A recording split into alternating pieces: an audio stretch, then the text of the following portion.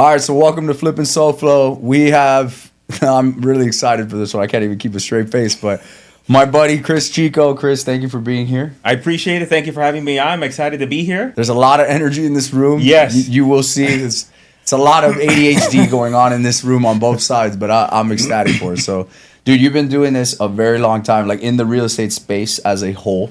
We'll get into that. But I think you and I have been friends for probably 5-6 years now. Yeah, we met. The first time you and I met was at a bar at Nelson's meetup, where you said, right. Hey, I use your postcard. And that's how we got to know each other. Yeah, that was the blind copy. I think yes, the blind copy, third notice postcard. Yeah, so you see, he's been doing this a long time. So he's also, I mean, you're called the Godfather of real estate. Yes, I always kid around and said it counts because other people call me the Godfather. You can't call yourself the Godfather because other people call you that. Because back around 2004 or 5, I started doing virtual wholesaling and then coined the term in 2008. No kidding. Yeah. I mean, that was a big deal back then, man. Like we'll get into the beginning, but 04, 05 was not the world that we know today with like the internet and phones and that must have not been easy to do. I was going to say that there was no Google Street View, there was no Google Maps. If you guys can imagine that, that's a whole nother world. There was TomTom. Yes, like a big exactly. Thing. Yes, you had the little GPS that you bought, or MapQuest. That's what I had. I had the little ones that you bought. The printout ones. Yeah, that's hilarious. So, I mean, when did you get started in real estate? What year? I got my real estate license back around 1996. Okay. So I first was a real estate agent. I did that for a little bit. I failed miserably. I had my car repossessed, went back to college because I didn't know what I wanted to do. Then I got a degree in accounting. I worked in accounting for about 6 months. Realized that, this is even worse. I got to go back to real estate. And that's how I met Pat Butler. Okay. Because Pat Butler was my old branch manager. And he came and he said, hey, why don't you come work with me? Mm-hmm. And so it was around 1998 or so. But I've had my license. I've been in real estate since 1996, technically. Wow. Yeah. You must have seen a lot of changes from 96 to now. Yeah, a lot. There's definitely been a lot of changes. I mean, even like before. So I was doing the real estate, doing retail. Mm-hmm. And then I was not good at retail. I sucked at retail. And then it was by, luck, circumstance, grace, that Pat Butler said, hey, I am running the Arvida real estate department for REOs, for the foreclosures. If you're interested, I can get you in. And I'm like, I wasn't making any money. So I'm like, okay, sure, no problem. And what year is this, more or less? This is around 1998 in 99. Because I got my license in 96. It could have been before. I lose track now. But it was around 1998 or 1999. So I started doing the REOs, where they basically, I was one of the brokers. They gave me the property for sale. And then, I took care of it. And it was more procedural in nature. So I was never been a great salesperson. So I shined there because it was all mechanical. It was all like procedural, etc. Yeah. And back then, now it's different. But back then, we could keep the property off the MLS and then sell it and then put it on the MLS the same day and then put it as pending. Now I think it's more difficult to do that. Yeah, you have to have like a weekend now. If it's a reverse mortgage, it's a little different. They all have different parameters. But. So I did that for a couple years. And then I had one of my investors that was buying most of my deals from me. This is the funny story. So as a real estate broker, agent, all the investors always wanted to be in your pocket because you had the listings. So they were like always like, trying to get me to, trying to see if they could get a deal from me. And I had an assistant at the time. And the assistant said, hey, this guy keeps on calling. Why don't you have lunch with, why don't you give him a chance? He seems like a nice guy. So I said, okay, fine. And so then ended up having a deal. I was working like mostly North Miami and South Broward. Oh, love it. Yeah, so I gave him the deal and he closed on it. And then funny story, this is the one that I told you, hey, is there a statute of limitations? He said, hey, let's get together for lunch. So I'm like, hey, no problem, let's get together for lunch. And I just thought it was a normal lunch, right? And then, so this guy buying most of my deals, a good part of it, right? And he's always good with them. And then he goes into his pocket, takes out an envelope, puts it on the table, and slides it to me. Oh, classic Miami. The most concerning thing is how easily I took the envelope, took it off the table, put it in my pocket. I thought nothing of it. I'm like, okay, we might be doing a lot of business together in the future. Off to the races. And then we had lunch. And the whole lunch, I was thinking about, I wonder what's in the envelope. I wouldn't know what's in the envelope. So we said bye. I got in the car. I waited till he left. And then as soon as he was out of sight, I'm like, fucking open up the envelope. I look, and there was like $1,000 in there. Wow. I'm like, oh, man, this is pretty good. I get both sides of the listing, plus another grand. This sounds really good. Many years later, I realized that I was being underbribed. There was other guys that were doing the same thing, and they were getting paid like $5,000 a deal. Holy shit. And they were getting like trips to Costa Rica and all this other stuff. Oh, Chris was missing out. And I was missing out. This is pre-06, 07.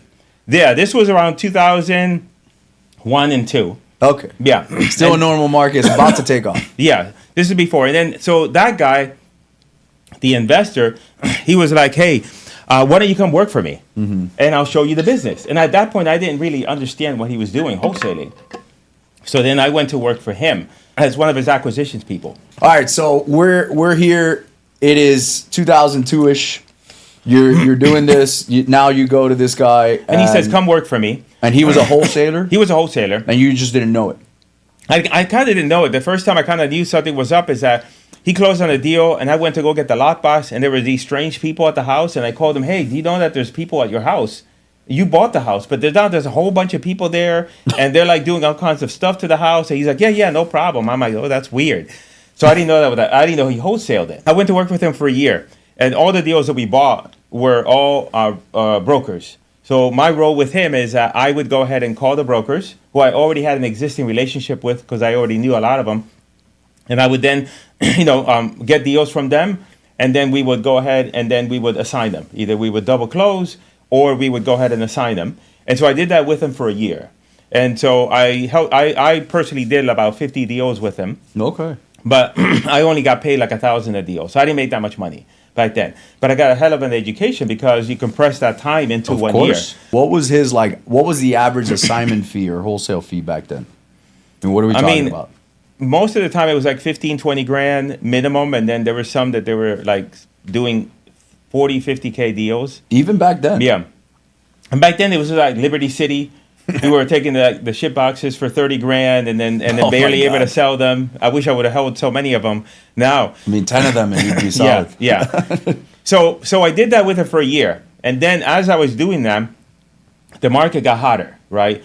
So less and less REOs came into play because the banks couldn't get a hold of the inventory because the people had equity. This was before when the market was going up. Mm-hmm. So what ended up happening is that back then, I got used to dealing with brokers, but they were a pain in the ass. Brokers were a pain in the ass to deal with. Don't say. And you had to do a lot of kissing ass and everything else, and it wasn't really my forte. And I had this crazy idea. I said, I wonder if we can get deals from like private owners. You know? Oh my God. Yeah. This is like off the market. Yeah, off market. This is your first idea. Yeah, first idea. So I was like, I wonder if we can get, those type of deals. And back then there was no data sources, right? But they had this program in the office called Win2 Data, which was before RealQuest. And they gave me access to it. I'm like, oh, look. Guys, for those of you that don't know this, this is like way back. So they said, they gave me access to it. And I started to, at that time, I started to get into like direct response marketing. So I started to learn about like Dan Kennedy and those type of guys. And I was like, I wonder if I could get a list of people and I could send them letters or postcards, like if we could get deals from them. This is because nobody was doing it back then. So midway through me working with them, I was like, okay, I'm only going to do this for a year. And then I'm going to figure out a way to maybe tap into like these private property owners because these realtors are driving me crazy. Like they're just such a pain in the ass. So I said, what I'm going to do is I'm going to go ahead and start downloading Liberty City. Little by little. Yeah. So I would, because the system, the program had like a limiter on it. So I would like, little by little, start downloading data, like, and then sending it to my house, like zip codes upon zip codes, like all this data, right? Until one day, the owner of the company, because I worked for a guy, and then there was a guy on top of him that he had these guys. So they were like, each of them had, I was actually, do you know who Gene Schroeder is? Of course. Back on it? Yeah, back in the day. So I worked right by Gene. So at the same, role. Literally, his desk was right next to mine. You're kidding. Yeah. Wow. That's cool. That's old school. So I was doing that. And then I kept on downloading records. I'm talking about like 10,000, 20,000 a day, like massive. This is like the Napster of real estate going on here. Well, and then one day, the owner shows up pissed. Like he is just livid. He's like, I just got a bill for $20,000 for data. Who's bust downloading data? And I'm sitting at my desk like this, and I'm like, holy shit. Right? I'm trying not to spill my water. Yeah. I was like, okay. Because data was expensive back then. Yeah, right? Wasn't like now. It wasn't like now. You get 10,000 free records for $97. So they were. So anyway, needless to say, that day my login stopped working. But you had enough data. I had the whole data. Yeah, I had. You know, whole data set. All of Liberty City was Chris's. Yeah, all of Liberty City. I do it like the back of my head. I had every zip code. So then they had this idea of doing billboards. So they kind of knew, like, okay, we got to offer this guy something. Otherwise, he's going to leave us. So then I remember the guy, the owner of the company, walked me into his office. He's like, hey, we got a great opportunity. You know, we're going to do all these billboards. We're going to put you, you're going to be in charge of all these deals. And we're going to give you like 5% or 10%. And I was listening to him for like 30 minutes. And then I was like, sounds like a great deal, but I'm going to go. This is my last day. And literally, I just like walked away. They were pissed. And so then that's when I left. And then I was like, okay, I got to figure out the direct mail stuff out. This is what, like 03? This is like 04, I think. 04.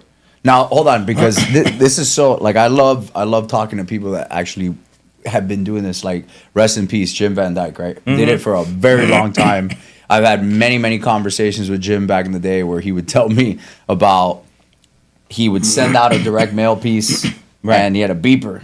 And then the seller would call the beeper, and he would basically pull over on a payphone. Right. It's like late 90s. And boom, call the seller, and then drive over to the house. You know, his response rate in direct mail back then was like 15%, you know, because there was nobody really mailing back then. Well, for me, I started with letters. Okay. And I couldn't get them to work. I was like trying to Legrand letters and stuff like that. Legrand. And so I got the book on from Dan Kennedy, Ultimate Sales Letter. And I remember reading about him talking about personalizing. Like if you personalize the mail, then you get, better response. So then what I ended up doing is I had this idea of, okay, what if I take the postcard and I inject into the postcard the owner's information, like the owner's name, the address. And I thought, because nobody was doing that. Were you always good at marketing, or was it just something that naturally just your brain gravitated towards it? And you're like, hey, I intuitively can know these things. When I was an agent, I was following this guy named Craig Proctor, who's an agent, a real estate agent, teaching real estate agents. And one day, he mentioned this guy, Dan Kennedy. And I'm like, who the hell is this Dan Kennedy guy? Because he called him his mentor. So then that's when I went down the rabbit hole of learning marketing, because I then started to look into Dan Kennedy. Got it. Yeah. Well, Dan Kennedy's a legend. Yeah. So then I had the idea of the postcards. And then right now, today, it's called Click to Mail. Back then, it was called Net Post Digital Online. That was the name of it. Horrible Super name. long website. So I figured out, through back and forth with them, how to take the list, create the postcard, and inject the information. But then one of the things that Dan Kennedy mentioned is that, like, putting a story behind your marketing. So he had this thing about a story that he always told about a restaurant owner who's trying to get more clients. So I was like, okay, what kind of story can I create? So that's when I had the idea of the attention postcard and the 1031 postcard. Those are the two first ones I created. The one was attention. It said, attention, Joe Smith. I'm looking to buy your property at 123 Main Street. And then the postcard had a story that I was driving around the neighborhood and I noticed his property and I tried to find the phone number, but I couldn't find it. So as a last resort, I sent this postcard to try to get in touch with them. That's brilliant. Yeah. And then the 1031 was that I recently sold a couple properties and and I got the money, but if I don't get rid of the money, then I'm going to pay taxes on that money. So I'm looking for a few other properties to buy. So that's why I'm sending you. And I tried to find your information on the internet or the wherever, and I couldn't. So that's why I sent you the postcard. So that's like the story. So I did that, and then it did really well, but it created a problem because we would send out 1,000 postcards, and we would get like 110 responses. So the problem was that we couldn't answer the phone. because of the fact that the people would just be calling. Like we would mail them. There was no call reel back then. Yeah. So there's none of that stuff. So the postcard would hit on a Monday, Tuesday, like a Tuesday, Wednesday. The phone would be flooded with calls. So I'm like, okay, I got to figure something out. So then there was a company in Canada that Craig Proctor was using for 24-hour recorded messages. And so I called them, and I'm like, here's what I'm trying to do. So then I figured out a way, kind of use their system in a way that would allow me to record the phone numbers because I needed certain things. So then that's how I came up with the 24-hour recorded messages. So then the people would call in to the number, and like at 3:30 or so in the afternoon when the mailman hits, then all of a sudden, like the call was just be coming in. All I get is you just get notifications of all these people leaving messages. And then back then, we only called the messages. We never called the people that hung up. So it's like an IVR. Yeah, it's like an IVR. So we just called the people that left messages. And so then, okay, when I got the postcards to work, I went from making hardly any money to like 6 months later, I made like $110,000 in a single month. And that was back in, 2006. Holy shit. Yeah. But then I realized I do not want to talk to these So people. hold on, because there's a lot of different levels of people that are gonna watch this. Yeah. I know what it's like to have your first 6-figure month, right? Yeah. Mine was like it was early 2019 or something like that, mid 2019. It shit my pants. I mean, I'm sure you did too. You're like, holy shit. I didn't even make that as a yearly salary anywhere I had worked before, and I just did it in a single month. What went through your head when, because that's like a limiting belief, and now that's a new threshold. I think what happens is that you all of a sudden, it's like you get to that threshold, and all of a sudden, like I guess thinking back on it, it's like, oh my God, this is real, and this is interesting. Like you got here, but then the thing that I was dealing with is that I was never a salesperson. I don't like to be on the phone. I don't like to talk to sellers. Unless it's with me. Yeah. And then sellers are typically low emotional state people. Yeah. And so you're dealing with all the problems that they have in their life because they have a problem property, right? Yeah. So I was like, man, I like the money, but I cannot talk to these people anymore. So I had an idea. This was before acquisitions managers. I had a couple friends, and I said, hey, here's what I got. I have this more marketing system that I put together. I can get these people to call. I'll train you. All you got to do is talk to the sellers. I will walk you through the process. You put them on the contract, and I'll dispo them because I had the buyer's list.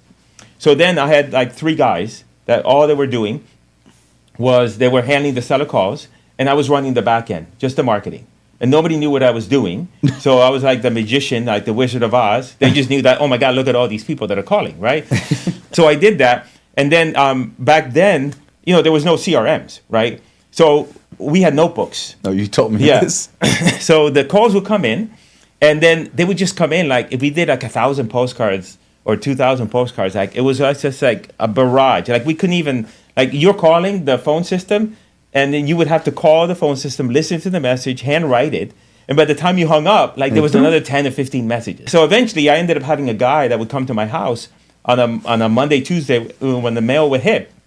And literally all he would do is he'd sit down at a table that I had and just listen to messages all day long. Poor guy. And write him on the notebook. And What'd you pay this guy? I don't know. It was probably minimum wage. He was probably in agony. He's like, what the hell are these guys doing?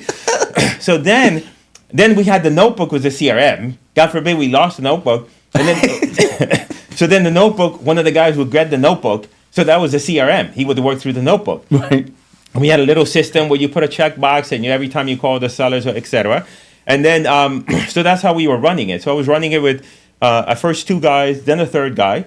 And then we were just, I was doing direct mail. And then in terms of, I had a buyer's list. So I was the one that was dealing with the buyers. How'd you dispo properties back then, though? Was it an email blast or? Email. Okay. Email. So it was always email. It was always email. And then we would just send out the emails. I would handle the calls, and I didn't mind dealing with the buyers, right? Different conversation. Yeah. And then, so I had this thing going on with the system, and I had a lot of free time on my hands because I was the guy just behind the scenes doing the marketing. But once you send out the marketing, then everybody's just like talking to the sellers, and I'm just waiting for them to put a deal in the contract, right? And then back then there was no digital signatures, so our process was we spoke with the property owner. And then we would send them a contract package. So it would be the contract with a cover letter, inside a USPS priority mail, and then we would then, we would do express mail, and then inside there, they would receive 2 copies of the contract. Both of them are signed by us, and it would say sign one, keep one, sign the other, put it back into this USPS, and send it to us. So that was our system for getting the contracts back. Yeah. And these kids complain about DocuSign today. Yeah. So that was old school. So then I had a lot of free time on my hand. I started to learn about internet marketing. So that's when I had the idea, and I was like, I wonder if we could do deals in other places, because I'm doing the direct mail here. I wonder if we could do it somewhere else. So my first idea was in Jacksonville, Florida. So then, this is me thinking about the process when we target absentee owners. So also that back then, here's what I figured out. We had, I'm really good at Excel, so I could do pivot tables, the whole thing. So I would gather all the data, and then I would start to track where all the deals we did. And I noticed back then, now most people know this now, but back then I noticed that every single deal we did never had a sale date. So then I was like, oh, this is interesting. Because back then people were starting to like do direct mail a little bit, but they were targeting, I want people that have owned it 20 years or more. But if you query the database and you put a year date, you would never get the records I got because I had the whole database with no sale date. So you're talking about an unknown active list. Yeah. So that's a great list, by the way. Yeah. So that's the list that we were getting, that I was getting, and I was just doing it manually, right? So I had this whole setup where I would download the whole list. I would sift and sort manually the records and extract those, and it would be like a whole process, right? Then I had the idea of doing it on Jacksonville. But the idea that I had in Jacksonville was, okay, well, I have a buyer's list in Miami. I don't have a buyer's list in Jacksonville. And I had this idea. Back then was a crazy idea. I said, well, if we're targeting the absentee owners who own the property the longest, it would make sense that the people that are absentee owners that just bought might be buyers. So that was the idea. That was before all the software and everything else, right? Which the first software that did that with the buyers was Ken Clothier software. Yeah. So I had this idea about that. And then I was like, okay, well, how am I going to get the buyer's info? And back then, nobody was doing this. And I was like, okay, that's when I started to learn about internet marketing and learning about squeeze pages. So I was like, okay, what if I take and I put up a website? And back then, there was nothing. I learned how to code the websites myself, with HTML, the whole thing. So I said, okay, well, what if I put together a website and I send a postcard, and then I put a URL on the website, and they would just go to the website and enter their information. And it worked like gangbusters. Dude, you were way ahead of the fucking curve. Nobody in our space had ever seen a landing page. They didn't know what it was. Now it's like on Carrot and all this crap. Yeah. And it was like, so that's how it happened. So I went to Jacksonville. And if you know Jacksonville, in Miami, houses are expensive. In Jacksonville, there's a lot of ship boxes everywhere. $3,000. Houses on so I go to Jacksonville, and I do a bunch of direct mail. And I put like 10 properties on the contract. And these things are cheap, like $10,000 each. I'm thinking, oh man, I'm going to be rich. So did I. Because these are so easy. And then I said, I'm going to look at them. I'm just going to go and look at all of them. So I go there. I'm in no Google Street View. Well, no Google Street View. I had to drive, yeah. I drive to Jacksonville. They realized how far it was. I'm like, damn, this is 5 hours. I ain't doing this again. I went to the car rental place. And they're nice to rent me. They upgraded me, and they gave me a Jaguar, which was nice at the time. Sure. But it was bad, because as I'm driving through the hood... Oh, yeah, it's not good. It's not a good look. White guy in the hood with a Jaguar. Oh, right? Yeah. You're a problem. Yeah. And I'm stopping and taking pictures. You look like a narc. And every time I stop and take a picture of a house, the people on the porches stand up and be like... So I learned how to take pictures while driving. Like, I would take the camera out, right? And I would just take a picture. No iPhone. Yeah, no iPhone. And then I realized that after 10 properties, you didn't remember anything. So it was like a wasted effort, right? Because you couldn't remember the first one. And then I realized that they were all piece of, what? So, I realized that, okay, I'm going to have to cancel them. And then, I remember that week I had to tell 10 sellers, one after the other. Yeah, we can't buy it. Yeah, we can't buy it. So then I had another guy that I was working with, and he got involved with me. So I was doing Jacksonville. So that was my first virtual market. So we were doing that with postcards, and just sending out postcards to buyers, sending it to a squeeze page, building the buyer's list that way. and then just sending a bunch of postcards, we get the deals, and then now we have both of them, and then we just do deals that way. So how was it your first time that you do your virtual deal in Jacksonville where it closes, and how much money did you make on the deal? I don't remember. I mean, I didn't think anything of it because I don't know what it was. I was like, I was already in internet marketing, so I was like, for me, Natural. It was kind of, I don't know. I didn't think anything of it that way. I was just doing my thing. I was like the nerdy professor doing his thing, and that, like you know, Rain Man. Yes. So then I had the idea. Okay, what about another state? So I decided, let me go into San Antonio, Texas, because I knew these guys in San Antonio.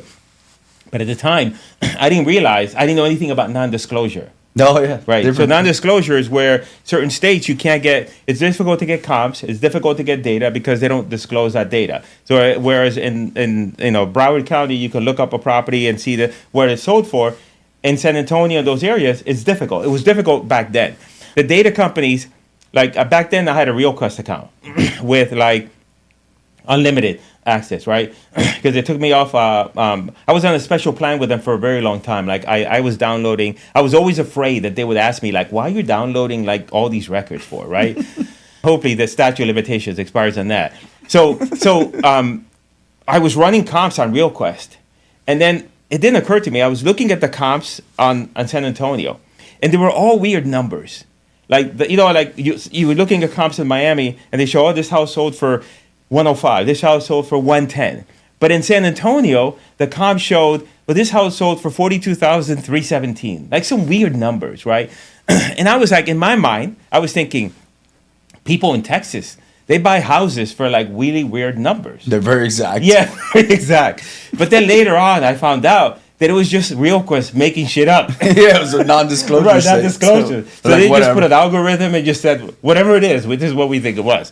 But despite that, we were still able to do deals, despite that. Oh, my God. Then we figured out that, okay, let's get out of non-disclosure, because back then, it was hard to do non-disclosure. That was around 2007 was when I had the idea of taking, because what happened is that I've done a bunch of recordings for like how to pull the data and everything else, because I had a guy that was coming to my house and working and doing all that stuff for me. So I had this idea of, okay, maybe, I wonder if other people would be interested in this stuff, right? So I was like, okay, maybe I can publish like a course or something like that. But everybody back then was doing books and tapes, the books and the tapes and everything else. So I went to Richard Roop, who was an old school guy. And I had this idea. I was like, hey, I have this idea. This is what I'm doing. You guys sell all this stuff with like books and tapes. But I don't want to do books and tapes because what if nobody buys it? Then I got a bunch of books and tapes and CDs at my garage, right? And, so I said to him, I have this idea. What if I take the materials and I put them online? Because nobody in real estate info had a course online. You're kidding. He said to me, oh, that's a horrible idea. They want books and tapes. And I was like, Group, but you don't understand. They could get a login. They could log in. They could watch the videos. Basically what today is. But. Yeah. He was like, no, that's not going to work. But I was like, no, I'm doing that because I'm going to buy a bunch of books and tapes and then I got all this stuff. That's like the Blockbuster CEO that told Netflix, no, that's a fad. So I figured all the tech stuff out. And then at the time, I created a course called Absentee Owner Profits. That was the name of the course. And then I had this crazy idea that, hey, I wonder if I could do Google Ads and I could just type, people searching for like, help on wholesaling. They would see the ad and they would buy the course. That was the idea that I had. And the first customer, I did that. My first ever customer was Alex Youngblood from Wholesaling Houses Full Time. You're shitting me. Yeah. Even to the point where he bought the course. Back then it was like a couple $100. And I called him. Because I was like, this must be some fake guy. This is a scam. And I talked to him, and I have been ever friends, a friend since. For those of you that don't know, Alex Youngblood runs a really big community. Yeah, I think he has like 150,000 people in the Facebook group. Yeah, so and him like and 18 years later. Yeah, him and I still friends. We vacation together. So then I had the idea of, okay, let me put together a more robust course to encompass everything, like not only how to pull the list, but also how to do the deals. And I was trying to think of a name, and I couldn't think of a name. And I swear to God, this is what happened. I woke up in the middle of the night, and I said, oh, virtual wholesaling. And I literally remember I got up from my bed, I went online, and I registered that name. I registered all the names. So I owned virtualwholesaling.com, .me, .net, did this or whatever. So back then, I was doing that. And then a guy approached me. His name was Chris Chico. At the time, he ran a company called Easy HUD. And he's like, hey, I'm doing a seminar. Would you want to do a seminar with me called the Virtual Investing Seminar? This was in New Orleans. So he's like, I was like, okay. I said, yeah, I'll be a speaker or whatever. So him and I partnered, and we ran the first ever like virtual investing seminar. At that seminar, the people that attended were like Preston Ely. Remember Preston Ely? That's how I met Preston Ely. Yeah. Andy Proper was there, who him and Preston Ely became partners. That's why I met Mike Collins from Rehab List. Yeah. So a lot of like Sam Bell, a lot of the guys that like originally started like the young crew after Legrand, we all met at that event. So him and Dago and I then started doing seminars there, and we were teaching people virtual wholesaling in the worst place possible you could ever have a seminar, which is New Orleans. Yeah, everyone's hungover. Every day had to be held later than the previous day. They're all hungover. To compensate for people just being blasted out of their minds. Oh, I went to a seminar. I went to a mastermind one time in New Orleans 3 years ago, and needless to say, it was a shit show. So we were there. We were doing the seminars there, and then right around I think 2000, me and Dago split up. He didn't want to do the seminar business anymore. So we split up. I was doing virtual wholesaling. I was doing deals myself, and then I was selling my courses, etc.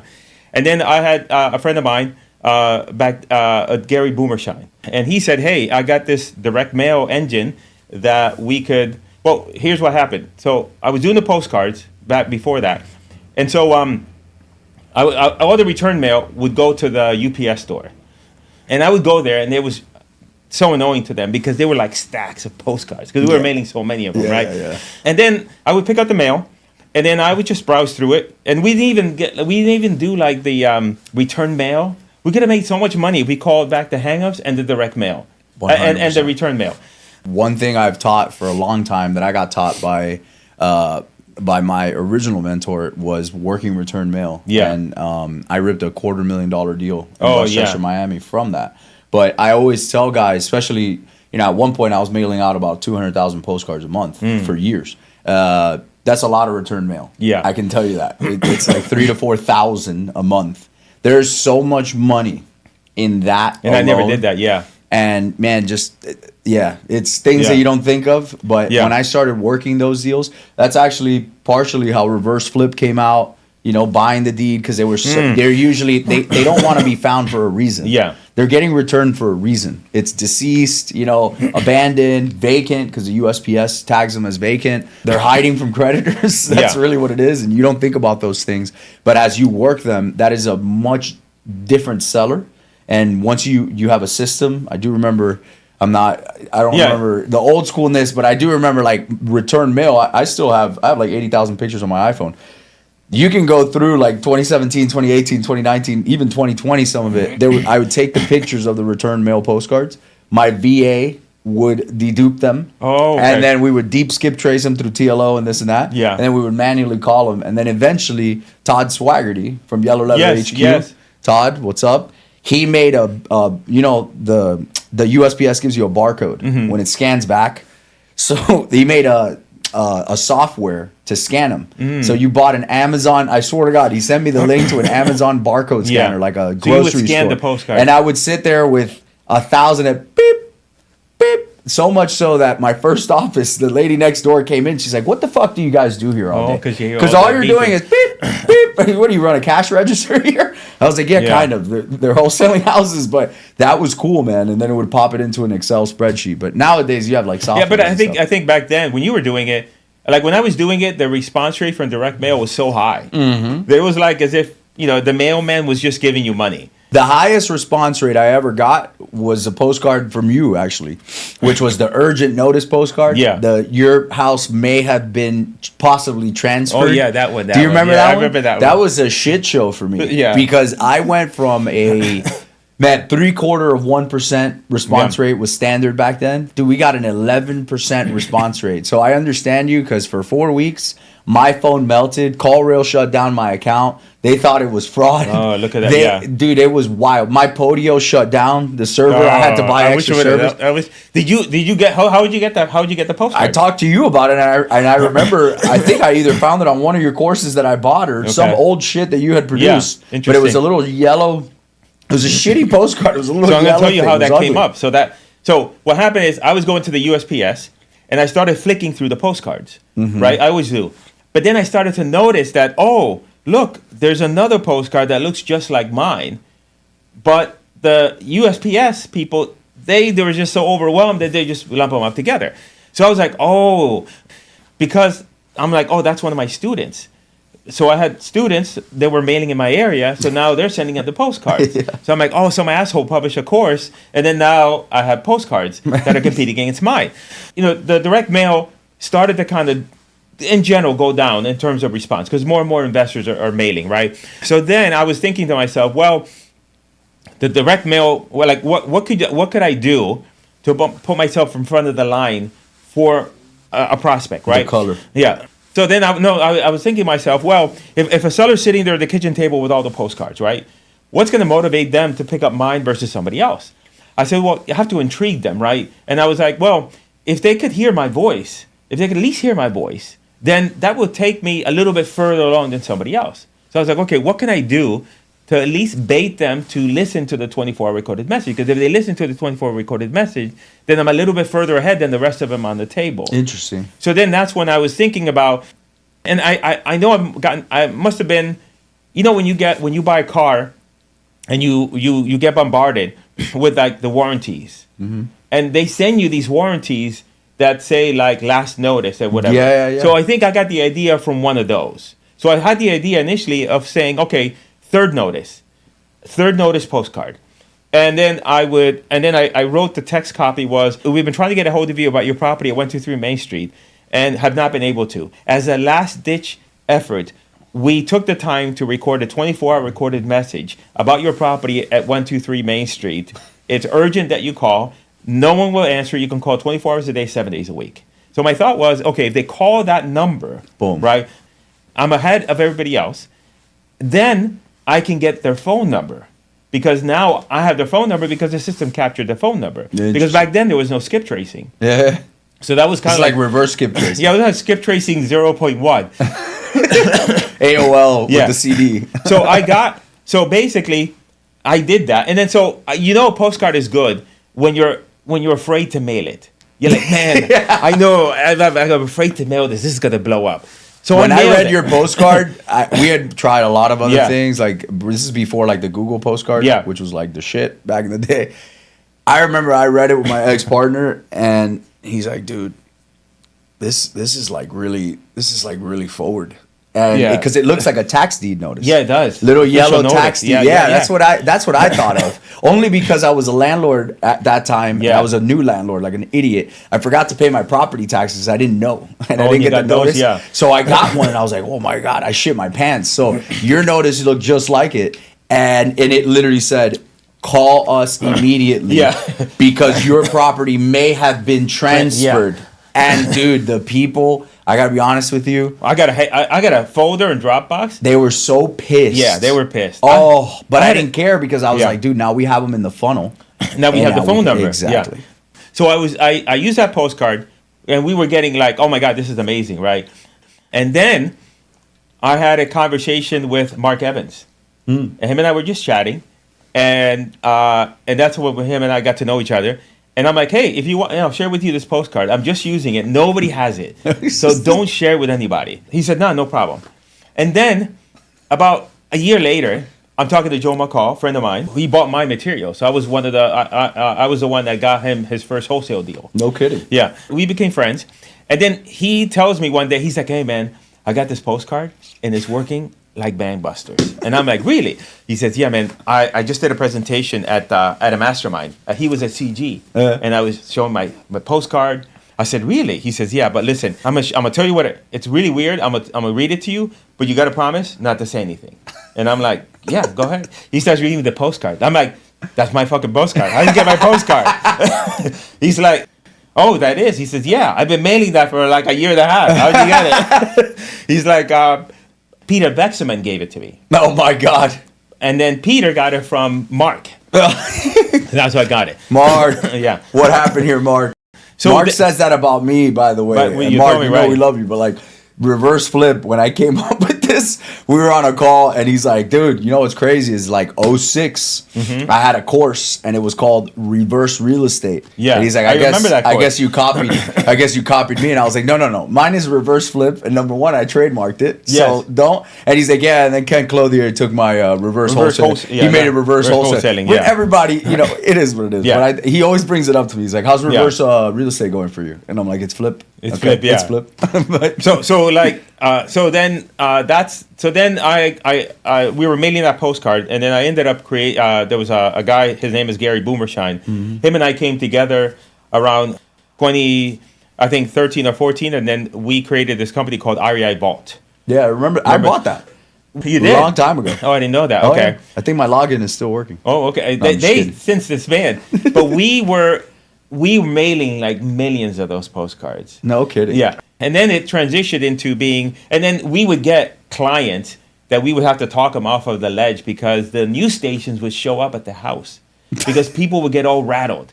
Because what happened is that people would be like, I got a third notice postcard, but I never got the first notice, never got the second notice, and now I got a third notice, and I'm like, one of my friends who's a friend of mine now, his name is Brian Elwood. A news station showed up at his house, like 60 Minutes, talking to him, and he's like walking his dog, and they're like there. Do you know anything about this? Are you okay with harassing homeowners and everything else? Oh my God! So I have like articles and stuff that I saved just from the news station. That's how you know your marketing is really good, though, man. One day, I had this idea of I created one, it was white. It had like red, and then we decided to get the list from the Code Enforcement Division from Miami. We took the city of Miami, and we mailed the postcard. And then we're waiting, as always, until shit hits the fan and we start getting calls. Yeah. And we started getting a trickle of calls, and all of a sudden we get a call from the code department, and they're like, we need to talk to somebody right away. Like, who's this? Everybody's calling us. We do our phone systems. We can't even dial out. You broke this. They deserve it. Yeah. They're fucking assholes. And at that point, I did it with somebody else. He's like, okay, I'll call them. He called them. We're like, oh no, this is a marketing company. He's like, I don't know what happened. Everybody's calling us about their tax and their code violations. We can't handle the volume. We can't even make any outbound calls. And we're like, it was a marketing company. We fired them. We're going to let go of them. We're never going to do this again.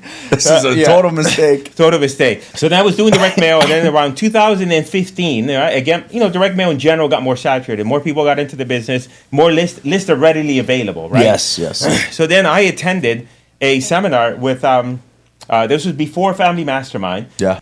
Matt was doing these small little meetups. And Lee Kearney was there. Yeah.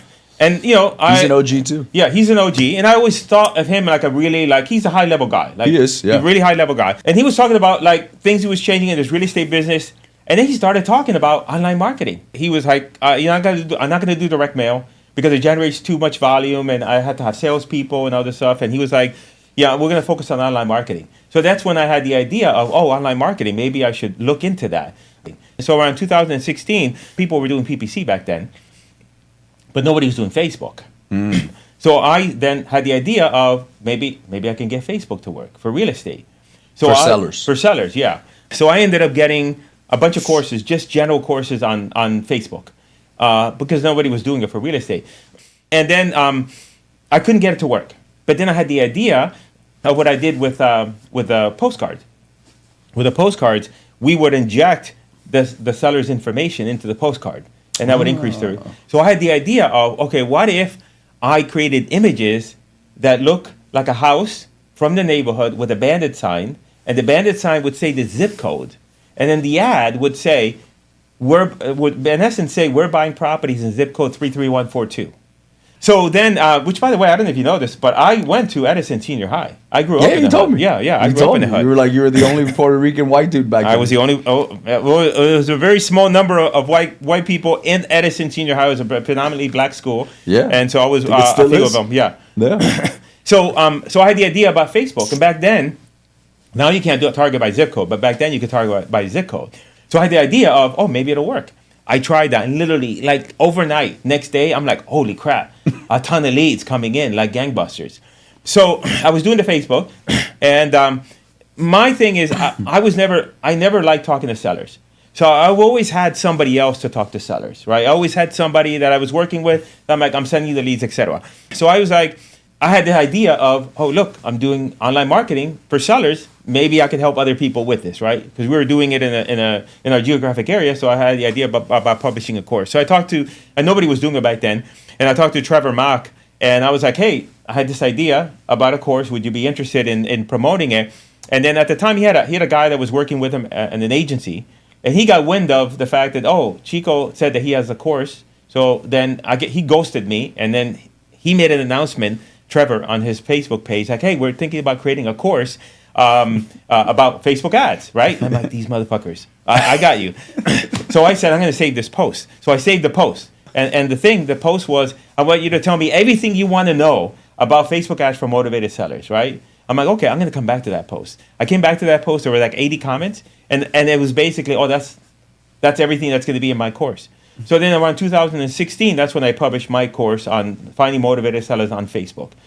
So I was one of the first guy that published that course. So we were doing basically just highly targeted Facebook ads on zip codes. But then around 2018 or so, Facebook had an issue with the Department of Housing and Urban Development. And they had a lawsuit that then they phased out zip codes. So I couldn't do zip codes anymore. So I was like, man, what am I going to do? So I was like testing a bunch of stuff, right? And then one day, I forgot to put the targeting on the Facebook ad.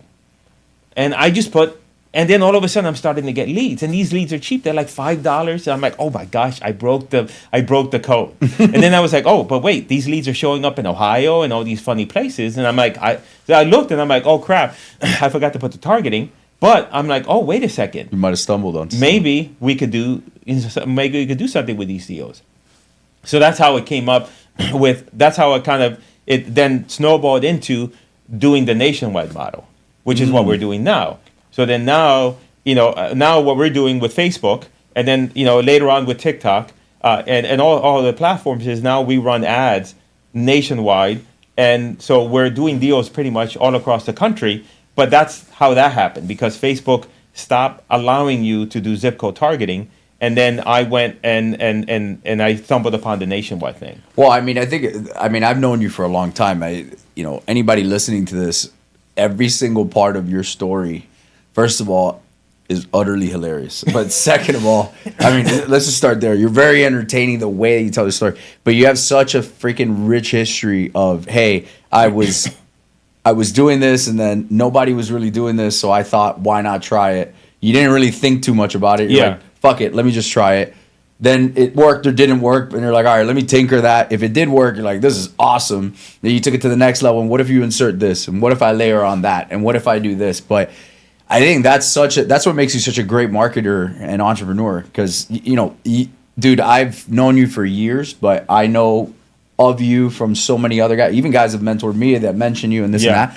You've had such a track record of you're always doing new shit. Yeah. It doesn't matter. Like, even, and this is what's awesome, guys, about having like the right network, adding values to guys like this. Like, when I call him, he will answer, right? Like, we can talk and I'll learn. I put him on the phone with my marketing guy, and he's a stud at Facebook, but you taught him some stuff, right? And vice versa. Yeah. And you're so awesome in that regard, because you were just like, hey, man, I'll share this with you. Like, just go ahead, right? Yeah. I didn't turn around and make a course of it yet, but maybe I will. We'll do it together. Maybe because we were in the same pants. Now we'll affiliate on it. Yeah. At least I'll have enough respect for you to not come out here and reverse marketing and then boom, without Chico. But I'll put your name there for sure. I'll give you the banner. It might detract, but it might detract. Yeah, I mean, I don't know. But your hilarious little thumbnail of your bald head with the bald head, yeah, that's right. That shows up everywhere. It just reminds me of like a rave in the 90s. Yes, yeah, I don't know, Eiffel 65. Now it's become like the little. It goes everywhere. Whenever I'm on a podcast episode with somebody, they'll just take that and put it on the episode. I know. Yeah. Sometimes people don't recognize me on the street, and I have to do that. I was thinking maybe I carry a little blue background in the back, and then that way they. Let me put the little background in the back. Yeah. You have your own emoji. Yeah. No, man, but really, like that's you just tinker. You try. If it works, then you double down, triple down, whatever. But you're also always figuring out things you don't like to do. You were very clear about, hey, I don't want to speak to sellers. I don't want to do this. So let me go delegate. Very Dan Martell even before that. But hey, buy back your time. Like, hey, I don't want to do this shit. But I know somebody would. And let me go pay that person to do that. Yeah. Which I feel like that's where so many entrepreneurs get stuck. Yes, there is a time and place in the business where you have to do everything because you don't have money, for example. But as soon as you're out of that, you got to start inserting delegation and buying back I've your not time. historically not been good at that. I kind of did it out of desperation because I'm like, oh, these sellers need to be spoken with, but I'm dropping the ball left and right because I'm like, like when I used to be a salesperson, I was a typical spend all day organizing your CRM. And then make one call at 4:55, and oh my God, it's 5 o'clock. It's too late, so might as well wait till tomorrow. Reorganize everything for the next day. Yeah. It's funny how the mind works, though, man. Like you will work that way. But whatever it is that lights you up, like marketing, I'm sure you could do it for 18 hours a day, no problem. Yeah, I'm more mechanical. So like, have you ever taken a Colby index? Yeah. So I'm a high fact finder, high follow through, low quick start. It takes me forever. Everything. I was gonna say that. Your strength is also your weakness, right? And so then, I'm good with that sort of thing. But, with calling property owners and other things sales related, I'm not that great. I don't have a lot of patience. Like, if I get on the phone with a seller, I'm not the kind of guy that's going to take him through the 30-minute phone call of listening to the life story and everything else. I'm like, oh, come on, You going to sell the shit or what? Yeah, exactly. I'll actually tell you a crazy story. This is not a proud one, but I learned from this one. So a probate, I'm very much that way. I do not have a lot of natural empathy, I would say. And I went to this house, and it was a probate, and the woman's husband had passed away. I think he had passed away like 4 months from the time that I got there. And, she's telling me the story. And this property is beat to shit. She's literally, like, the roof is a convertible. Right. I mean, it's not good. She's got a big hole. She's living there. Yeah, with a bucket in it, just like dripping water. And I'm like, holy shit, look at this. And I think it was Miami Gardens, if I'm not mistaken. Dude, and we're talking, and at some point in the conversation, we're sitting at a table. And this is how lack of empathy I am. Or I used to be. I'm a little bit better now. And she's like, yeah, my husband passed away 4 months ago. And, I'm thinking about the options and I can't stay here.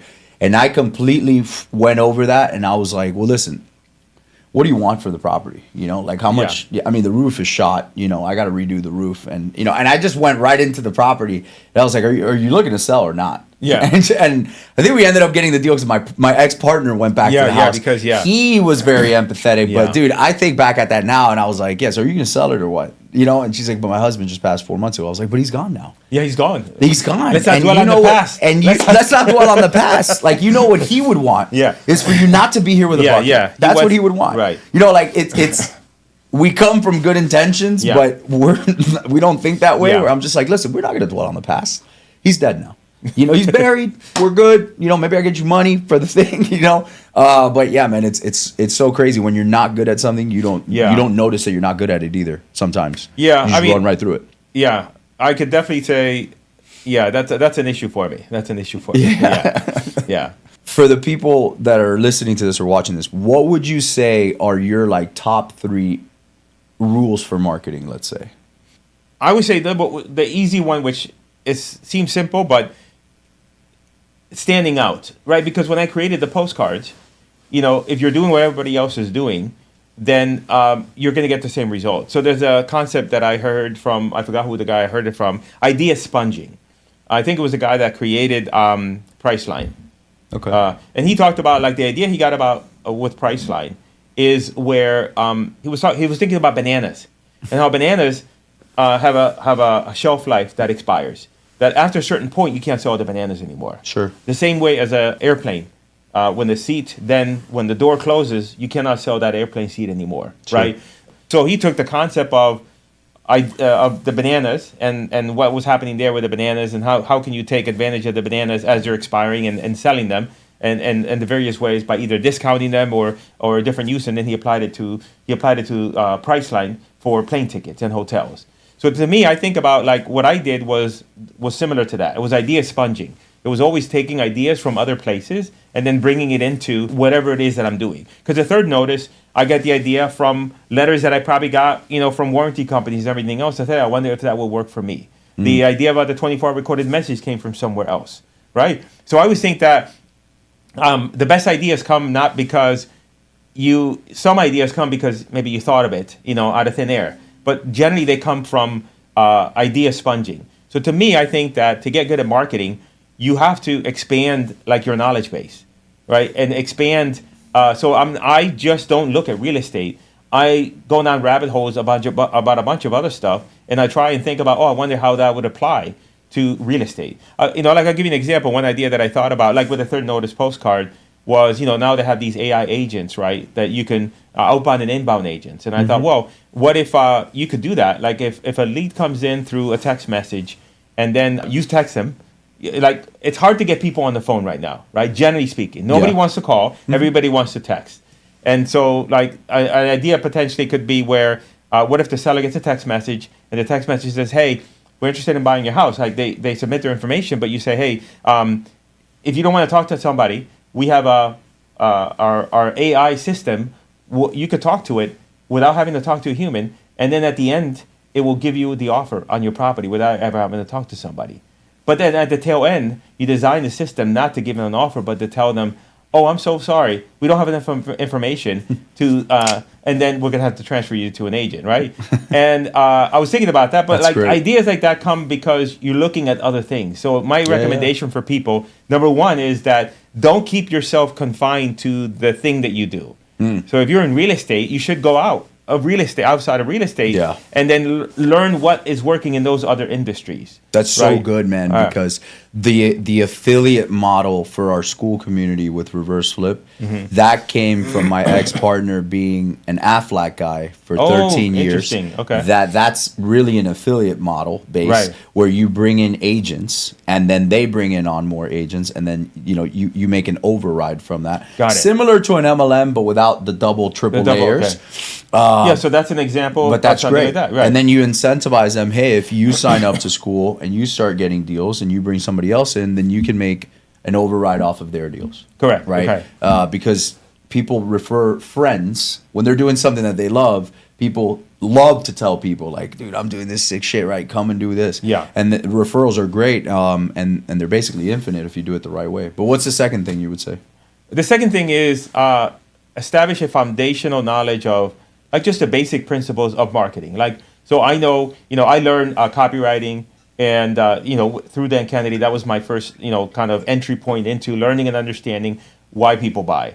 But those same principles are applied everywhere else, right? So if you think about it, if you think about taking a sales course, right, and you take a course so you can learn how to talk to people over the phone, fundamentally, like a lot of marketing principles are underlying that sales process, right? Because you need to know and understand what are their needs, what are their wants, and everything else. So I think that people are not, I think a foundational knowledge of what it takes to get another human to take another action, right? And I don't mean manipulative, like hard sell, but understanding like why people do what they do, right? And so like the first book I bought was Dan Kennedy's Ultimate Sales Letter. It's a very simple book, but I think understanding marketing, the principles, right? Because that applies to everything. Because I was able to take the idea about the 24-hour recorded message from Craig Proctor, and then a few other things, and then I took the marketing principles from Dan Kennedy to write my initial postcards. Had it not been for all those things coming together, I would have. So it's not one thing, right? So I would say those two things is exposing yourself to other outside, but also like at least taking the time to study the foundational principles of why what is marketing? Like marketing is just simply like there's sales and marketing, but marketing in my mind is just how to get other people to see your point of view. Yeah, for me, marketing it's similar, but for me, it's the best marketing or any marketing is disrupting somebody's pattern. Correct. Yeah. You know, you're stopping that seller in this case from, oh shit, these 30 other postcards, this one stopped me because it says urgent notice, for example. And then the next step of marketing is causing a reaction of what you want them to do. That's how I look at the next marketing. action. Yeah, it's the same. Because the same thing with the third notice postcard was like, how do you get the attention? And then the next thing is, how do you get them to dial the phone number, right? Yeah. Yeah. And then that's a good, I want to piggyback on the point you made is that I always think about what is the next step, right? In other words, if somebody gets a postcard in the mail, what do you want from that postcard? They're not going to sell you the house from the postcard. What you really want is what's that next action. You want them to pick up the phone and do that next action. So I think a lot of times people try and get the marketing to do too much versus just getting that one thing that is the next step. Agreed. And that's like going like, not to get super deep into KPIs, but like, you know, lagging KPIs and leading KPIs. You know, some are based off of effort, and that's what you track. And then the activity of that effort, which is the action that comes out, then that's that KPI. For example, hey, how do I know if my marketing was successful? Well, depends on how you're looking at it, but in layman's terms, I spent $1,000, I generated 10 leads, $100 a lead, and I bought a house and I made 10 grand. Right. Well, I mean, yeah, you're successful, right? And then you track it over time. But yeah, that's so fucking key what you made. So many guys they worry about the copyright of the postcard or what the postcard is, and right there on the first call, they're trying to buy the house. Yeah. That's not most of the time. Yes, you do get layups, of course, and if you do enough mail in that scenario, you're gonna get a one call close, whatever. But most of the time, it's hey, you got that seller that was not in your ecosystem to pick up the phone. You had a call with them. Right. They're probably not ready to sell here, let's say, but they're going to be ready to sell over here. And now you follow up, and now your system has to do the work, or your people, and meet that seller when they say, hey, my pain is big enough. Now I want to sell. Now I want to do it. Right. But the marketing did its job. The marketing got that lead into your funnel. Now you just got to follow with it. Right. So what's the third thing you would say?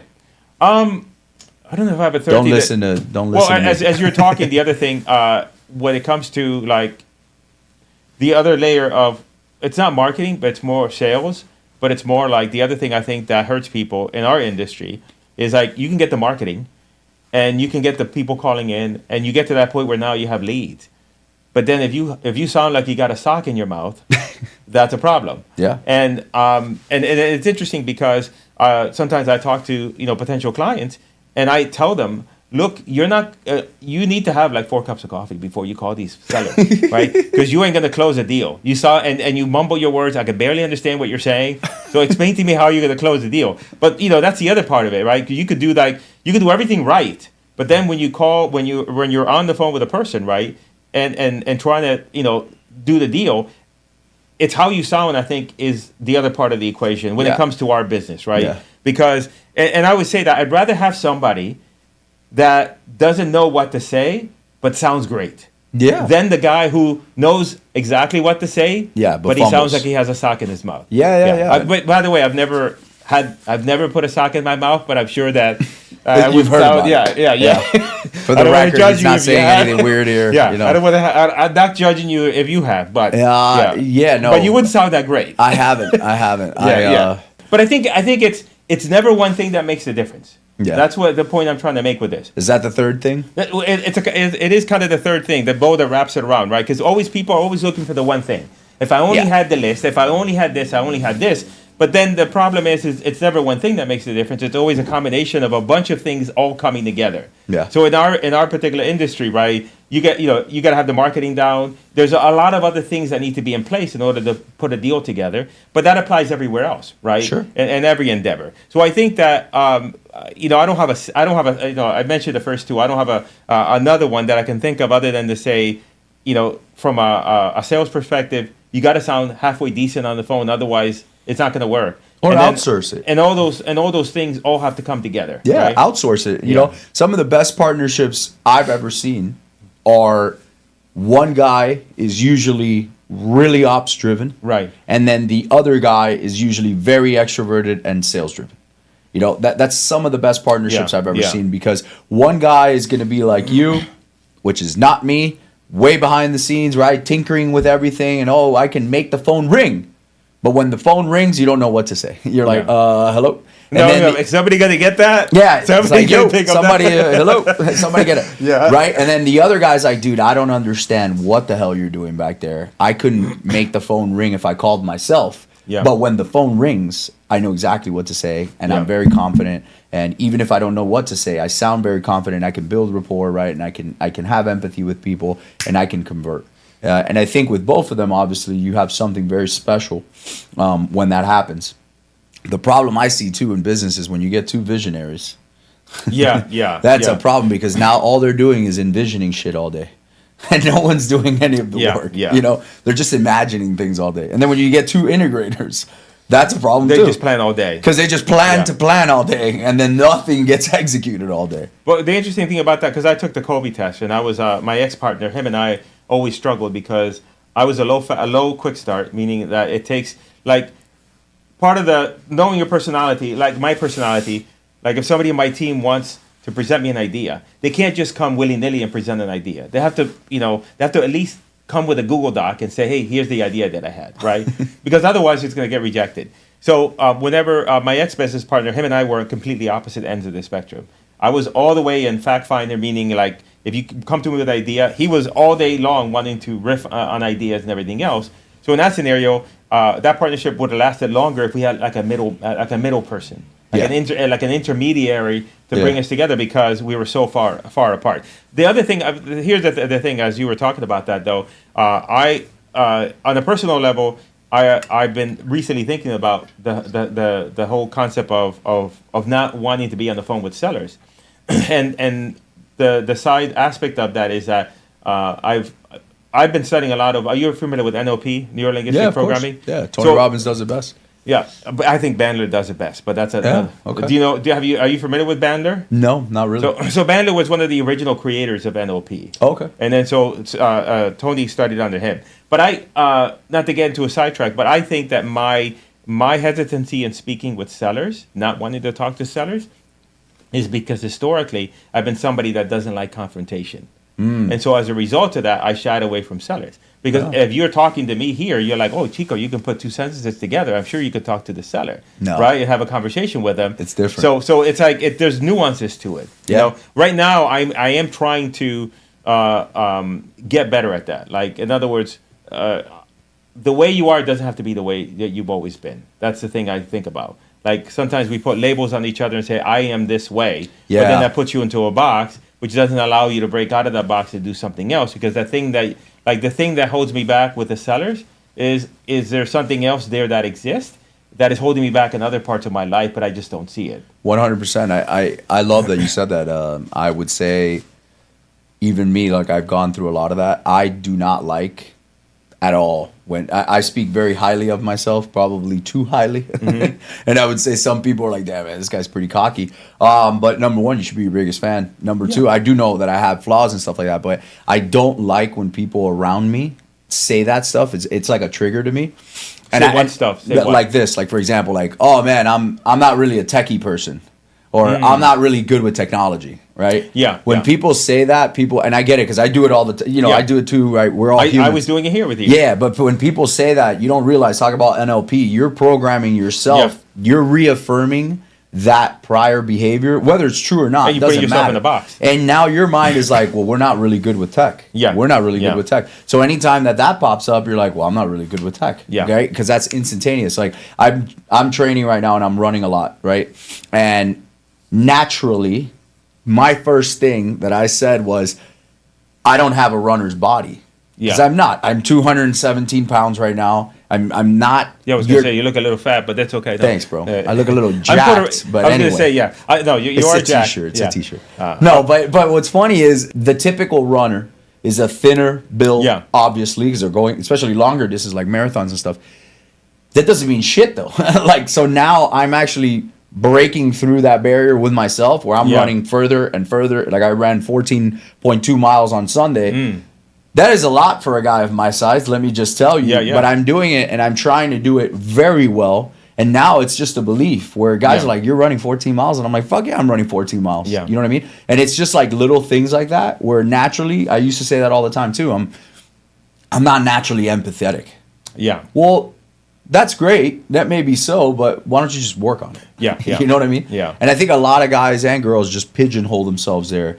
And it's some bullshit that you probably picked up somewhere, or some bullshit that somebody told you something, or some trauma that's stored there that you're just replaying that. You know, I believe I'm 34 now, dude, and that I'm still so young in relatives terms, but I believe, I tell my fiance this all the time. I go, I believe anybody can change anytime, any place, anywhere, as long as they're willing to do it. Yeah, change. Anybody. Yeah, change happens in an instant. It may take you, like you just decide. Yeah. It might take you 20 years. Right. But the one time that, like, my mom is I'm not going to say her age, but she's older, and she just recently changed something about herself, you know, that she had been fighting for a long time. And she's in that age. Yeah. And, you know, but that old express, she always used to tell me, she's like, well, you know, you can't teach an old dog new tricks. And I'm like, Mom, yes, you can. Because I taught my dog a new trick, and he's 12. And it's bullshit, you know? But it's like, I don't know where these phrases come from. Yeah. But they come from somewhere. And they just kept getting, you know, they keep getting, like, lived on. I don't know if that makes sense to you. No, that makes sense. That makes sense. It puts you, I think about the movies in your head. You got to be mindful of the movies that you play in your head, because that's really good. The reality happens from the inside out. Yeah. Like what you see in front of you used to be something that was imagined before. 100%. So you could argue, this is what I heard the other day, what's more real? Is reality or is imagination more real? You could argue that imagination is actually 100%. more real. 100%. Right, than what you see in front of you. I said this to a young guy that I'm coaching the other day. He was complaining about something, and we've all complained, at different levels, even with high income, right, where people's like, oh man, you have nothing to complain about. You still have fucking shit to complain about, even when you make $1 million a year. It doesn't matter. But he was complaining about something, and I said, hey, remember this, man, most of your problems today were goals of yours 2-3 years ago. So be careful what you complain about, because, you know, it's almost like be careful what you wish for. 100%. The car that you drive today, where you're like, oh, it's expensive, you wanted that car, and it was a poster on your wall a couple years ago. Now you have it. Now you're bitching about it. Right? Oh, the house payment is out. I'm like, you wanted the bigger house. Now you have the bigger house. You have a big house. I've been there. You've been there, You're like, man, it's fucking power bill. You know, it sucks. You know, but dude, it's, what did you want? You know, I always wanted, it's silly, but I always wanted a cold plunge and a sauna in my backyard.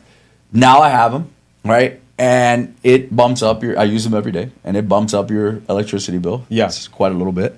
And the other day I was like, man, this is... I never thought about that. I didn't put 1 and 2 together. Me either. And I bought until you get the electricity. I don't look at my bills. Like, my assistant really, like, I do not like to, you know, dwell on things like that. My thought process is always just make more fucking money. But yeah, and it was like, I don't know, it was almost $700 for the month for the house. And with that?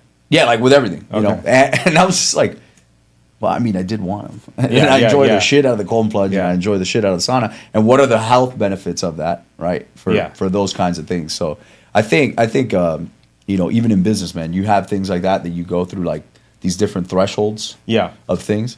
What are you picking up from NLP that's helping you?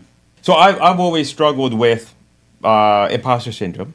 And that's a tough one, because that's a made up term, right? Imposter syndrome. The movie's in my head. You know, one of the things that I've been doing with Bandler, what I did is I created, I'm heavy into like ChatGPT. So I took and I created a ChatGPT by feeding all of Bandler's books in there. So I use it as a therapy session. I'll sit in my yard, in my backyard with a cigar. I'm smoking cigars now. And then, and then Big boy. I'll have a complete dialogue with ChatGPT. And like recently, for example, there was a habit that I was trying to break, and I was having a difficult time with it.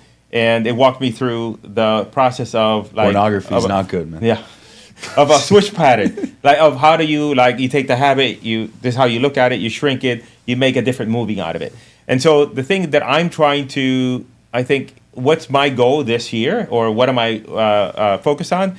I would say I'm trying to get out of my own way. That's like the thing I'm because I feel like in the past, like I've been a pioneer of a lot of different things in our industry. Yeah. But at the same time, I don't feel that I have achieved the financial rewards from those in the way that I should have, because other things hold me back. ChatGPT told me this, because what I did is luckily I have had typewritten journals since 2008. Wow. And I took all of those journals and I took them, organized them by year, and I fed them into ChatGPT.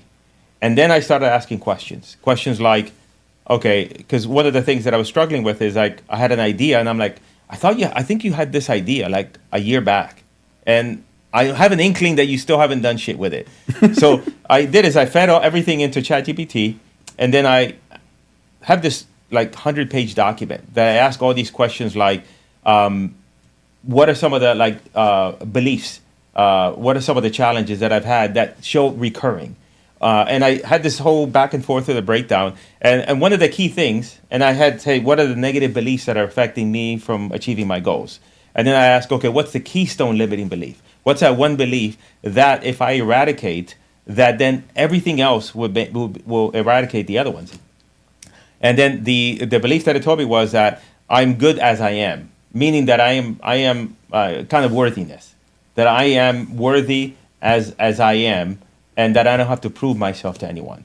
You know what I mean? And so I think that part of that comes from childhood. I think there's childhood stuff that happened that gets imprinted, and then parts of that I haven't been able to let go. Did you have a dad?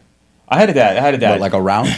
Yeah, but I had like and I've gone through quite a few people with this. When I was a kid, my and my mom doesn't speak good English, so I don't think she would understand what we're talking about here. She might watch the podcast.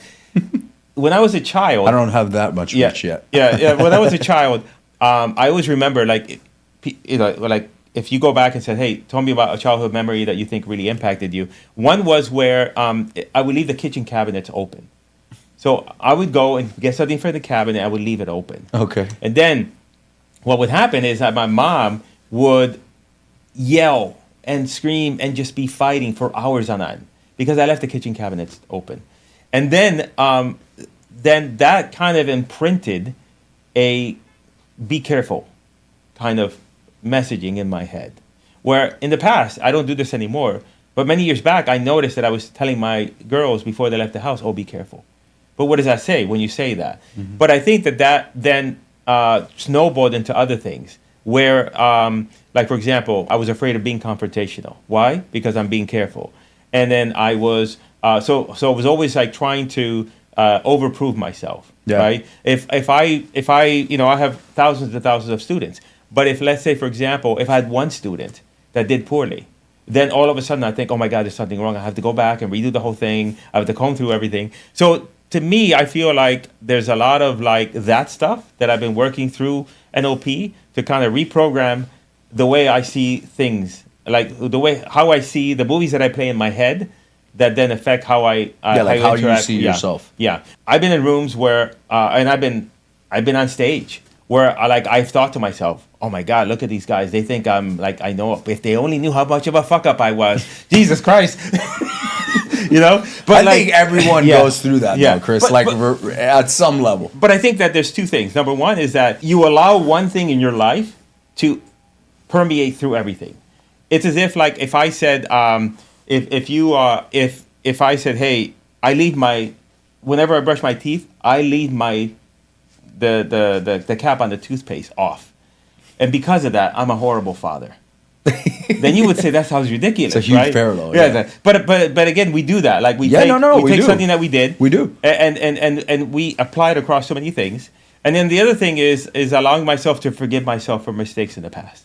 Meaning that a lot of times, like, you make a mistake, and and you make a mistake financially, for example, and then you dwell on it, and it becomes this thing that you never let go.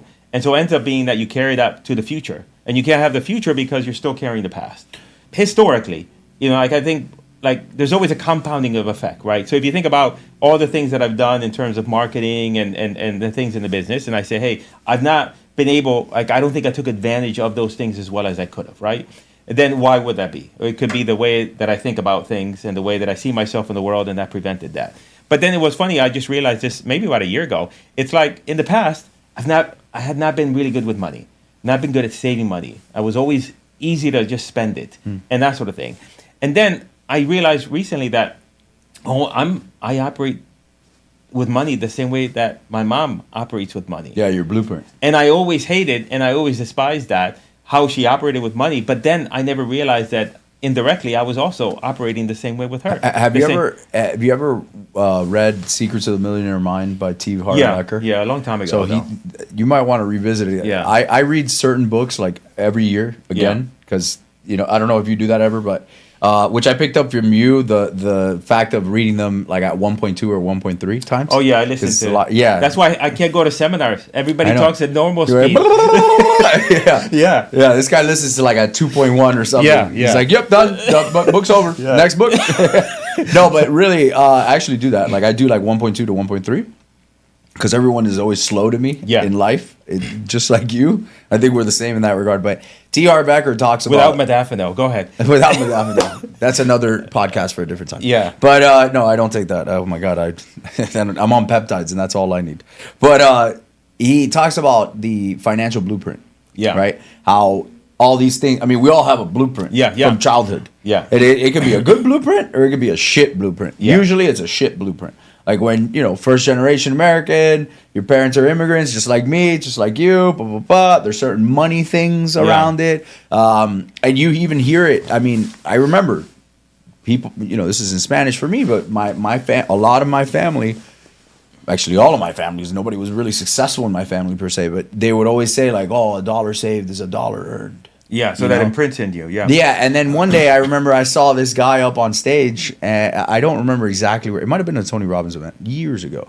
And this dude is like, listen, $1 saved is a fucking dollar. And when he said that, I was like, oh, it is $1. I was like, you're right, because it does. And then he's like, it doesn't fucking matter if it's $1 or $1 million. It's what you do with the dollar. And man, that kind of like broke that for me. But there's so many things like that. Yeah. It's like, hey, you got be careful with money. What does that mean? Yeah. What the fuck does that even mean? Right? Like, be careful. Why? Right? And yes, there's certain, you should be a good steward. Right? I've had that sometimes as well. But I think, man, we evolve. But the more self work you do, the better you are. And I love this quote.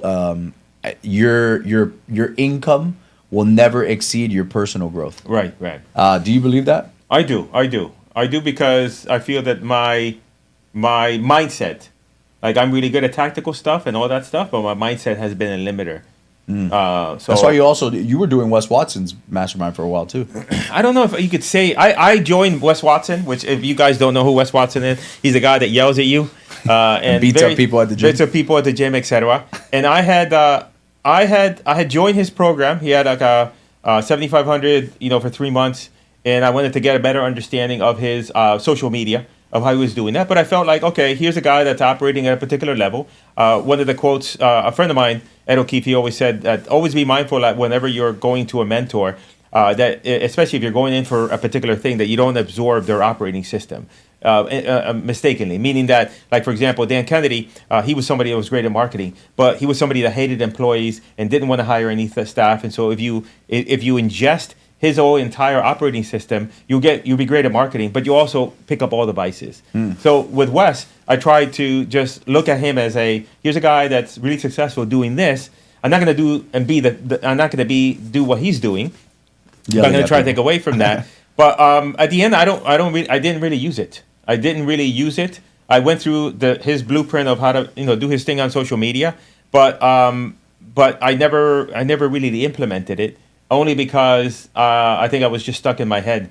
But I think some of your videos back then, though, I remember you were recording some better videos because you were a little bit more definitive. You were a little bit more authoritative. Interesting. I remember talking to you about that. I thought it was hilarious. You sent me some like videos of the calls. Oh yeah. He would would shred people on these calls. Yeah. Which I was like, man, what a great world. Just imagine a coaching call where you got pay a guy 7,500, and then you ask him a question, and the guy's response to you is, "That's a stupid question. Are you really going to ask me that question? That's a stupid fucking question. Yeah, I'm a high-level guy." And then he would end the call. He would be like, "I can't take this. you know what? I'm out of here this week. I'll see you guys next week. But it works. It works. And more and more people fucking sign up for his shit. Yeah. I mean, you got to give credit where credit is due. He just attracts that person. I don't like how he berates people, and because he's clearly dealing with trauma on his own. Yeah. Everybody has a trajectory. He was going up and up and up, and now he's done a few things online that just has taken away from his audience in a negative way. I think detracting things from him. So he's not doing as well, but there's things you could take away from him. You know what I mean? No, listen, I think he's done a lot of things. This is like in my last year of like my entrepreneurial journey, if you will, because I'm hitting year 9 now. I will tell you that I've picked up a few things. Number one, 98% of people are full of shit. Yes. Even at the highest levels. I picked that one up. Number two, you probably shouldn't meet some of your heroes. Interesting. That's something that I've learned. Number three, no one's where you think that they are. Yeah. Okay. The perceived value of something is a little bit different than what you actually think. You ever heard, like, you ever think of it as like when you see the Statue of Liberty from afar? Yeah. For example, you're like, wow. And then when you see it up close. And then when you see it up close with the bird shit on it, you're like, God damn it. Yeah. This is not as pretty as I thought, right? Sometimes it's businesses like that, where I've gotten close to certain guys, at certain levels in certain places, and you just realize they're human. Yeah. It doesn't make them right or wrong. Yeah. You just realize, like, damn, dude, these motherfuckers have problems just like me. Yeah. Right? It may just be a couple different zeros, right? But most importantly, don't try not to compare yourself. That's something I try to tell the younger than me. And because I know that I struggled with that so much, and I still kind of do sometimes. Comparison is the mother of all suffering. Yeah. It really is. Where you always want to know, but I'm not doing enough. And that guy over there, it's like, dude, you don't even know what the fuck that guy's got going on. Yeah, yeah. You don't know if that guy's maxed out his Amex. Yeah. And he just has a really good social media person. Yeah. You don't know if he financed and he's behind on his payments on that Ferrari. Or that Lambo. You don't know. Yeah. So you got to be very careful where you plug and play things. But I had never heard it like that, and I really like that. Be careful with ingesting somebody's operating system. Where you go to a mentor, you go for one thing, and then you absorb everything else about them, which may not fit your goals and what the direction that you want to go in. Somebody told me a long time ago. Somebody said, the grass is always greener on the other side because there's shit in it, maybe. Yeah, that's true. And I was like, that's a good fucking point. But they say, like, never envy somebody's success unless you also want their shit that's going on wrong in their life, right? Because you could have, he has a Ferrari, he has a house, but then now he has problems with his wife, problems with his kids, and everything else, but you don't see that part of it. No, you don't. And I think, anybody who's at an extreme, and I said this to a young guy that I'm mentoring a couple weeks ago. He's 23, and he really, you can see it, he really wants it. Yeah. He really wants it. And he's already making $1 million a year in his business, and multiple. And he's hitting, and he's hitting, and he's hitting, and he's hitting. And he came to me more on a personal note. And it was something that struck a chord with me, right? Because I had an issue with partying and drinking, right? A couple years back. And, I haven't drank in 2 years now. But, and I don't believe that that's for everybody. But, every level that you go up, you have to drop. If you could think of luggage, you have to drop some luggage to get up there. Yeah. And for everybody, it's different, right? For some people, it's like, hey, you may have to drop a partner, which is a hard conversation to have, right? Yeah. Maybe it's that partner that's holding you back. For some people, it's a toxic relationship. Maybe it's a marriage. I don't know, right? For some people, it's like, hey, it's drinking. It might be drugs, right? It might be, I don't know, being out of shape. It might, whatever it is, right? It might be paying attention to your business more, right? And all that kind of stuff. But I told him, I said, look, dude, here's the reality. You have told me time and time again that you want to hit this next echelon. By the way, you're 23, so give yourself grace. Right. But you want it, and you keep bringing it up to me. You want to hit this next echelon.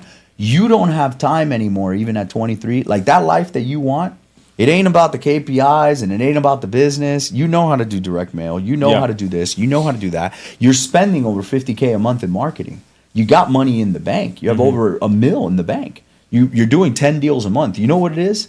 It's when that Friday hits, you fuck around Friday night and you fuck around Saturday. Yeah. You're hungover on Sunday, and then Monday's half a wash. Yeah. That, and again, you're asking me, I mentor very bluntly. Yeah. And I'm like, this has nothing to do with business. Yeah. You have to drop that shit. Because the next guy that is going up there, or like a me, for example, which you perceive you want to be where I'm at, I'm not. Yeah. I'm still up on a Saturday at 5. I'm still up on a Sunday at 5, right? And I'm not saying that's the right way to do it. I'm just saying I'm that committed and that focused to it. Yeah. And I dropped alcohol, not because I was an alcoholic, but I just said very bluntly to myself, I said, dude, this does not align. This actually takes away more from where you want to go. Yeah. So drop it. And it's easier said than done, but you got to drop it because it's not adding. And I think that just comes from, and that took me years to do. Yeah. You know, it's self-awareness per se. Yeah. Yeah. I would agree. It does help to have somebody point those out. Yeah, it does. I mean, people point it out to me all the time, right? Yeah. Like even, Mark Evans is one of my mentors, and, we talk about certain things. He's like, dude, what the fuck are you doing? Yeah.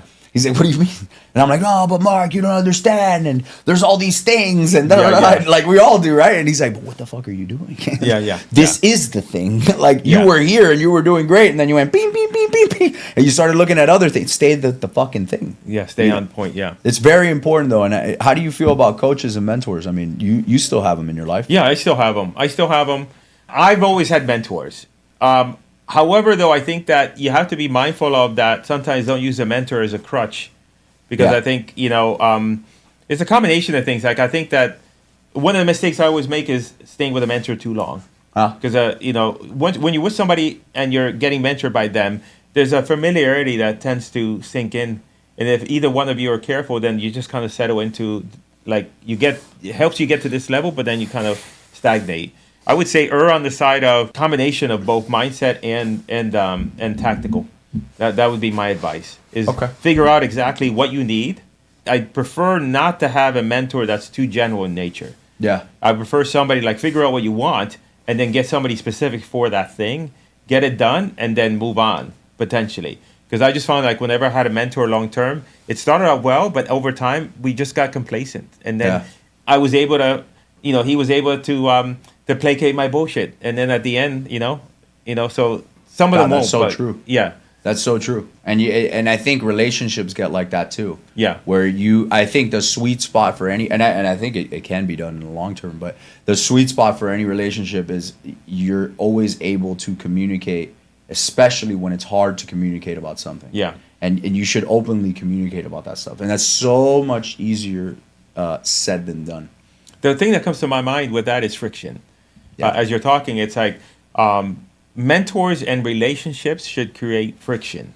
Positive friction. Meaning by let's say, for example, I'm just using an example. So let's say that I'm talking to you, right? And I'm always of the mindset of like, your success does not impact my success. Yes. The only way your success would impact my success if I own a furniture store in the corner and you open up another furniture store in the corner and you put a sign that says, Chico is an asshole, and now they left me and they came to you. At that point, I'd say... That's great marketing. At that point, I'd say maybe he might have an impact. But if you tell me about your success, I'm always excited because I'm like, hey, you're doing great things. Your opportunities are different than my opportunities. Maybe I can learn something from you, right? However, at the same time, one thing I would say is that I think a good relationship causes friction in an uncomfortable way. Because let's say that you and I are together and you're having this amazing success. And let's say that makes me feel a little uncomfortable. Mm-hmm. Look at Willie. Look what he's doing. Because now I'm looking at myself and saying, oh man, Chico, you got to get yourself in shape. He's fucking running. You don't run, you walk, You only run to the mailbox just to see if there's a say you get tired of walking. Yeah. So one approach I could say, which people do, I'm not going to hang out with Willie anymore. Why? Because he's an asshole. That's super stupid. Yeah, but it's really not. It's only because like something about you makes me feel uncomfortable about me. But instead of me realizing that, hey, maybe I should take a page from your playbook and apply it to my life, then I distance myself. So the same thing happens with mentors. Sometimes you may not want to work with a mentor because you're like, yeah, that guy's an asshole. I don't like it. But maybe you need an asshole. Maybe you need somebody to tell you, you got to get your shit together. Otherwise, you're not going to get to where you're going. So that's the thing that occurred to me as you were talking.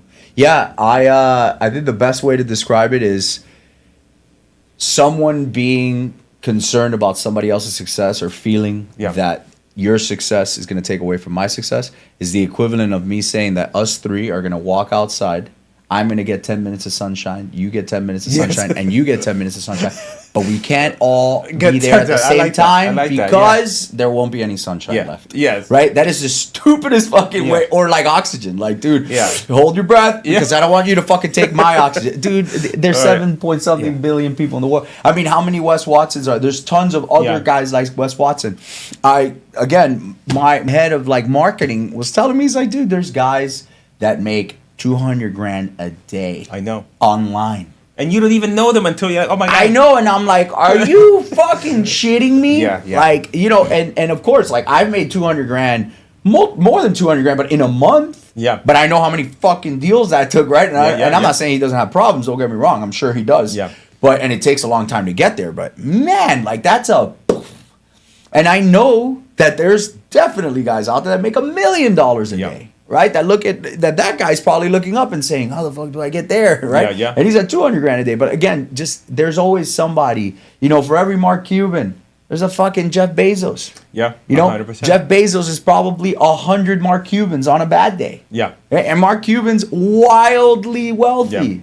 Right, and then there's all the guys in between. So I think perspective is very important to where you are and where you want to go. And at any moment in time, you can shift, you can change. There's people that are willing to help you if you're not an asshole and if you pay, because those who pay attention. Yeah. You do have to pay with either monetary, and if you don't have money, then figure out a way to add value to him or me, and that's the best way to do it, right? I will always help somebody that going out of their way to bust their ass. Yeah. And even if they don't have money, but they're showing up, and you could see that effort, I'll always take that guy's call. I'll make extra time for that guy because I was that guy. Yeah. And I remember that. And I think that's the right thing to do. Yeah, I agree. You know, I know you're an asshole for not answering my call sometimes, but I think it's the right thing. It was a butt dial. The other day you called me. It was in my butt, but it wasn't a dial. You know, if you know what I mean. Well, listen, man, I appreciate it. Where can people find you, or your community, or your courses, or anything? I would say the best thing would be is just find me on YouTube. YouTube. Yeah. So just search my name. Search my name, Cris Chico. I say when I first started the business, I had the misspelling of my name because my name is without an H. So Cris Chico, I would have the H, and then I would have a website that was just Cris Chico with an H and says, "Oops, you misspelled my name, but click here."